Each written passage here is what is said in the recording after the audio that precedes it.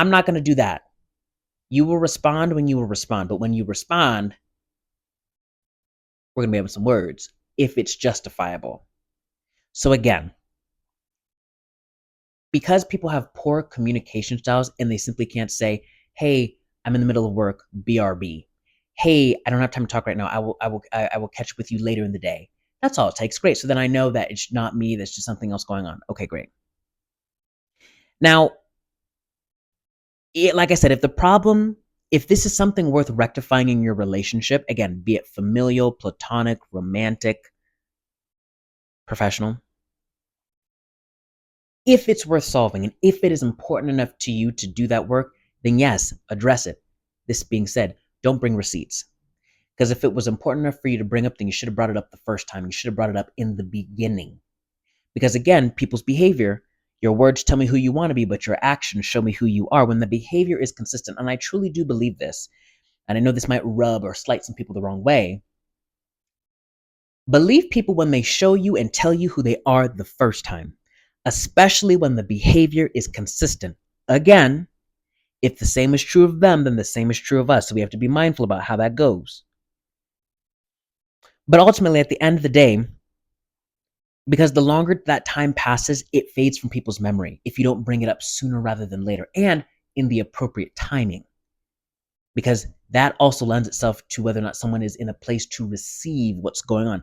Because one of the things that for me that I had to learn in 2024, grace, grace, grace, grace, grace. I'm all for giving grace. Accept people for who they are, but place them where they belong. I'm going to say that again. Accept people for who they are, but place them where they belong in your life. Again, unless it's professional, then that's a different scenario. And we got to talk about that in a different way because then that affects the workflow. So when you do bring it up, and if it is something that is important enough to you, be fair and be kind in the way in which you do it. Because that also has a lot to do with how people will receive what's then being given to them. Does that make sense? And lastly, as I wrap this up, you have to decide if this is the sort of communication style that you want to accept. You have to decide in the way in which your friend, your colleagues, your lover, your family, your friend, if you know that they are poor at communication when it comes to texting, you have to decide whether or not that's something you want to accept. They might not reply back right away, but they will reply within a 48-hour window. You know what I'm saying? Or a 24-hour window. You have to decide that, hey, this person might not be big on text, that they're more of a phone call person. Okay, great. What does it cost you to jump on a quick phone call?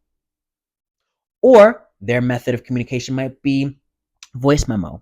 But what I'm saying is you have to decide whether or not that communication style is going to work for you. Because it does take two to tango. And especially when the behavior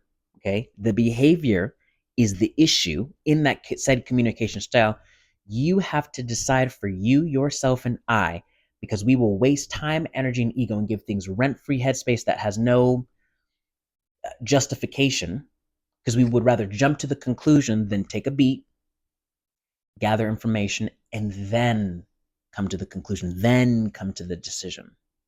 So again, no response is a response. And at some point, you have to take the hint of whether or not that's something that you want to accept.